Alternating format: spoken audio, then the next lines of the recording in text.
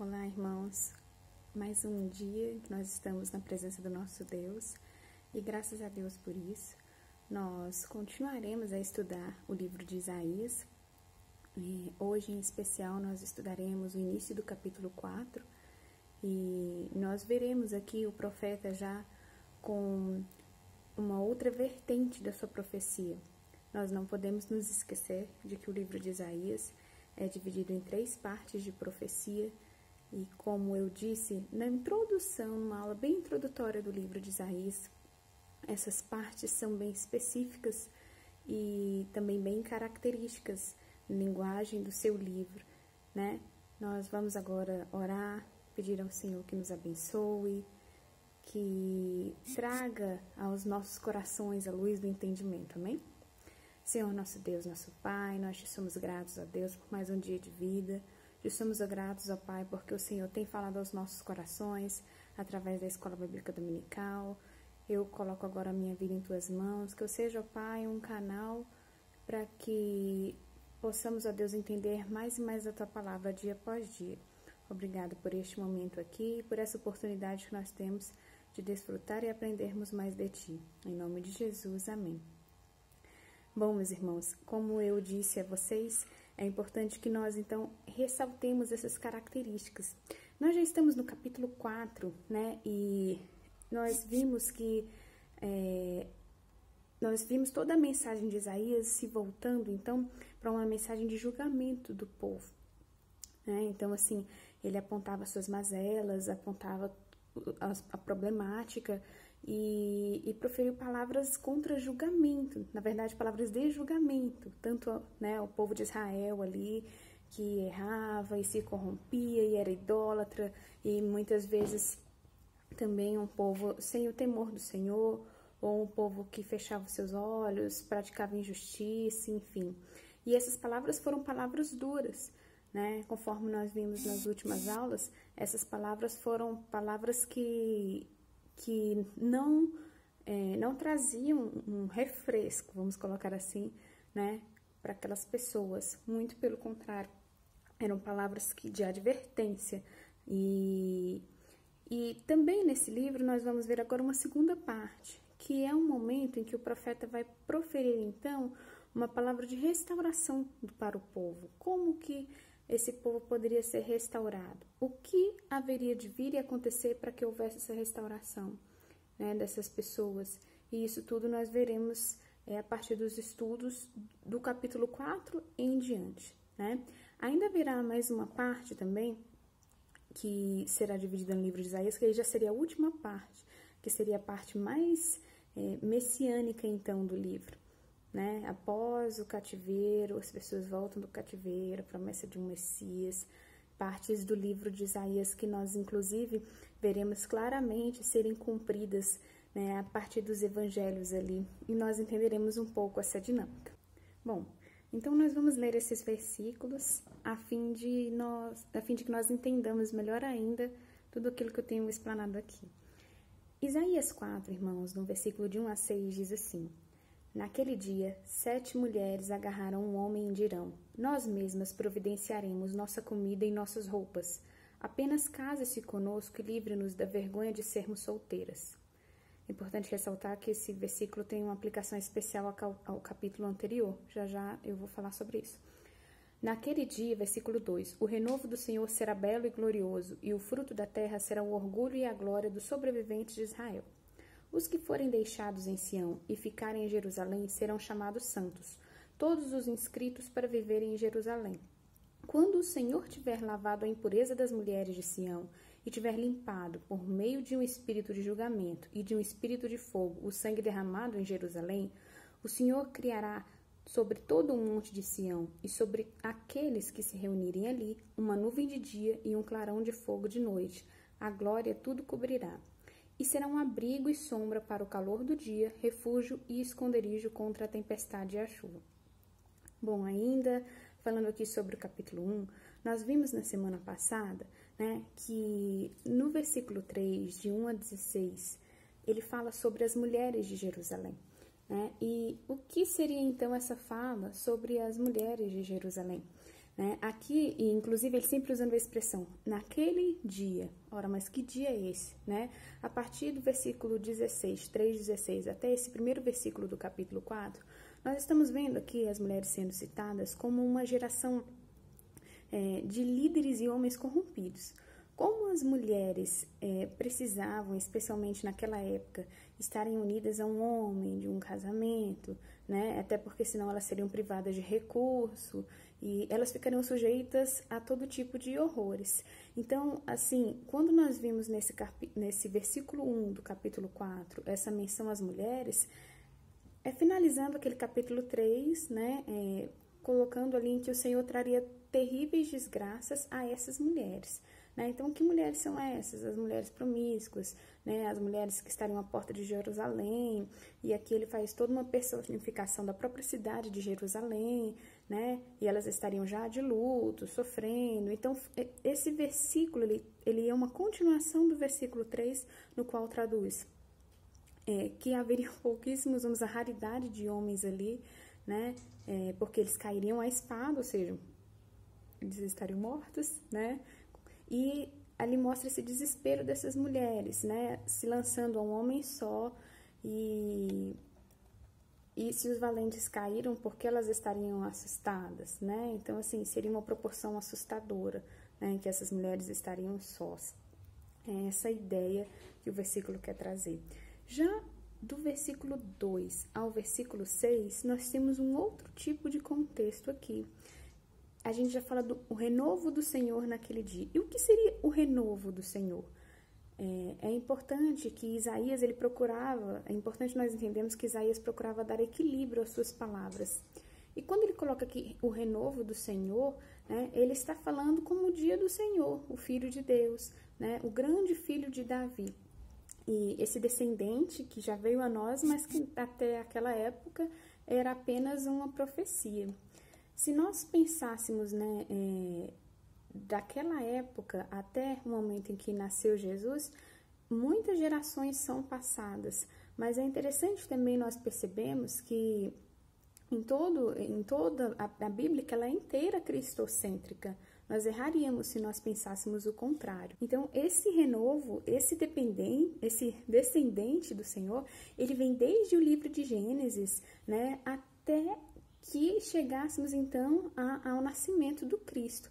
E o livro de Lucas, ele cita que são 77 gerações até de Adão a Jesus Cristo. Né? Então, é mais ou menos uns 4.000 anos de história, meus irmãos, só para os irmãos entenderem. Então, quando no versículo 2 ele cita naquele dia, né, renovo ali, é nada mais do que uma metáfora para se referir ao filho de Davi, o Messias. Esse Messias viria e restauraria, então, aquele povo, o povo de Deus, né, aqueles que voltassem do exílio, aqueles que voltassem-se para as práticas que o Senhor estava advertindo o povo. E é assim a história do povo de Israel desde sempre, né? Se nós pegarmos lá do Gênesis, lá do Êxodo, depois nós começamos a era das profecias, né? E nós perceberemos então que é um povo que o Senhor vai, restaura uma aliança, o povo erra e peca, né? E vira esse ciclo, e é por isso que nós já vimos também aqui nesses estudos a necessidade que nós tínhamos então daquele que nos livraria desse peso da lei, porque por nós mesmos nós nunca conseguiríamos alcançar isso. Mais à frente, nós percebemos também no versículo 2, quando nós olhamos aqui o versículo, me desculpem, o versículo 3, né? Os que foram deixados em Sião e ficarem em Jerusalém serão chamados santos, todos os inscritos para viverem em Jerusalém. Aí eu já vou pular para o versículo 4, meus irmãos. Quando o Senhor tiver lavado a impureza das mulheres de Sião e tiver limpado por meio de um espírito de julgamento e de um espírito de fogo o sangue derramado em Jerusalém. E aqui você pode pensar, nossa, mas que duro, né? Que pesado. Mas quem seriam então essas pessoas que seriam salvas? Porque então ninguém seria salvo. E ninguém seria mesmo não, meus irmãos. Assim, é por isso que quando nós lemos, nós precisamos ter uma visão cristocêntrica, nós, no tempo da graça, até mesmo para ler o Antigo Testamento. Porque muitas vezes nós lemos e falamos, nossa, mas a ira de Deus se aplacou contra esse povo, coitado desse povo, esse povo não merecia isso, né? Por que não foi dada uma chance? Porque realmente não foi uma chance, meus irmãos, foram várias chances. E a nós também são dadas tantas chances. A nossa grande sorte é que nós vivemos na época da graça, no tempo da graça e misericórdia do nosso Deus por meio do seu Filho Jesus. Aqui é interessante a gente observar assim, porque assim como ele faz aqui, né, essa metáfora de Jerusalém, Sião, né, aqueles que viverão, aqueles que ficarão. E aí nós podemos aplicar isso para nós mesmos, né? Quem será salvo? Aqui ele falava da vinda de um Cristo, mas nós também podemos sempre fazer essa aplicação do já, mas ainda não. Essas profecias já começaram a se cumprir, mas ainda não foram todas cumpridas, porque o Senhor ainda não voltou. E quando ele voltar, aqueles que serão salvos, quem serão? Então, assim, a gente sempre faz esses questionamentos, sempre faz essas perguntas, né? Quem é que vai se reunir junto ao Senhor, né? Quem são os salvos? Quem são os perdidos? Então, a gente fica mesmo, muitas vezes, com dúvida, mas então o perdido, ele se salvou ou o salvo se perdeu? E, na verdade, os eleitos do Senhor, aqueles que são eleitos, né? Eles serão salvos. E aqueles que são os perdidos são aqueles que, apesar de ouvirem a palavra do Senhor, não são eleitos do Senhor. E a prerrogativa disso tudo é a do próprio Deus, é a justiça divina. Então, quando todo esse fato tiver consumado, o que acontece é que nós teremos a volta do nosso Cristo, né? E teremos os salvos eleitos e os perdidos. Então, não é que o salvo se perdeu? Não. O perdido se salvou? Não. Deus executou a justiça na terra e o seu nome foi glorificado, com certeza, de todas as formas. Né? E aí nós perguntamos, mas como nós saberemos quem são os salvos? Como nós saberemos quem são os perdidos? A Bíblia, ela traz no livro de Mateus e também no livro de Lucas a parábola do joio e do trigo. E é importante que nós saibamos que o joio e o trigo, eles só serão separados aqui no dia da vinda de Cristo, né? Que é quando o joio será lançado fora. Mas até lá, nós precisamos, então, exercer a nossa função como povo de Deus, seguindo suas instruções, seus ensinamentos. E Isaías já chamava, à época, aquelas pessoas para que se voltassem, então, para que no grande dia elas estivessem prontas, né, para estarem diante do Senhor, como uma cidade restaurada. Porque o espírito do julgamento do Senhor, ele sempre foi traduzido aqui no livro, né, de Isaías, que esse povo seria julgado. Nós temos então o versículo 5 e o versículo 6. O Senhor criará sobre todo o monte Sião e sobre aqueles que se reunirem ali uma nuvem de dia e um clarão de fogo de noite. A glória tudo cobrirá. Versículo 6. E será um abrigo e sombra para o calor do dia, refúgio e esconderijo contra a tempestade da noite. Ora, meus irmãos, aqui, se nós refrescarmos nossa memória, nós falamos, onde eu já vi isso, né? Qual foi o momento em que eu já percebi esse cuidado, essa proteção do Senhor, como de dia como uma nuvem de fumaça, à noite como um fogo, né? E onde é que nós percebemos isso? Aí nós lembramos da trajetória do deserto, né? Em que as pessoas foram atravessar o deserto saindo do Egito. O povo de Israel foi cuidado em todo o tempo. A Bíblia diz que de dia a nuvem do Senhor os acompanhava e à noite o fogo deles não se apartava. E o que é isso, né? Hoje nós também temos isso. E aí você pode perguntar, mas irmã Lívia, nós não temos não, eu não consigo enxergar diante de mim essa nuvem e muitas vezes esse fogo também eu não tenho visto. Nós temos algo muito melhor na época da graça. Nós temos o Espírito Santo Consolador do nosso Deus, que não nos deixa, seja de dia como a nuvem, seja à noite como o fogo. Esses elementos que são citados aqui no versículo 5 e 6 são elementos que fazem esse contraste também, muitas vezes, com o que nós podemos ver assim, quando falta providência. Nós percebemos no momento em que nós vivemos que são tantas as fraudes, as corrupções humanas e as pessoas precisam às vezes de um discernimento, precisam muitas vezes de um cuidado, que seja por parte do homem, que seja por parte dos governantes, e isso não acontece. Mas quando nós olhamos para o nosso Deus, nós percebemos que essa nuvem e esse fogo de cuidado estão sempre em uma proteção duradoura, vai muito além do que um homem pode fazer e, melhor, contra todo e qualquer perigo, seja isso de dia, seja isso de noite, né? E é assim que nós temos o Espírito Santo do nosso Deus também nos conduz de forma semelhante, meus irmãos. E Cristo não trouxe para nós, né? Isaías aqui ele faz todo esse apanhado na sua profecia. Nós não podemos nos esquecer que Isaías ele era um profeta muito respeitado, né? E Cristo não trouxe para nós uma proteção parcial, algo que pudesse ser de dia eu cuido, à noite não. Ih, esqueci um pouquinho dele ali, né? Ou do meu povo aqui, não. Ele não é uma proteção parcial, é uma proteção completa. É como o Espírito Santo de Deus é um bem, né? Que nós podemos nos agarrar. É uma promessa que nós temos e que nos foi deixada, né? É o próprio Deus conosco, o Espírito Santo de Deus. E é importante que nós entendamos isso. É um elemento que nós não podemos nos esquecer. Então, a segurança já é completa em nós por meio de Cristo, né? Mas atingirá a plenitude, como eu disse hoje já, mas ainda não, quando Ele voltar em glória. Então, Ele é o nosso esconderijo, né? Nós podemos ver essa proteção. O salmista fala no Salmo 31:20 e em outros momentos também, no próprio livro de Isaías, nós vemos que contra qualquer abrigo temporário que nós possamos ter em nossas vidas, o Senhor é essa proteção em todo tempo, em todo momento. Então, é importante que nós também tenhamos essa visão. Sempre que nós estudamos sobre o fogo, né, eu gosto de lembrar do pastor Gilberto também, que nós estudamos o fogo como um julgamento, uma expressão de julgamento do Senhor, né?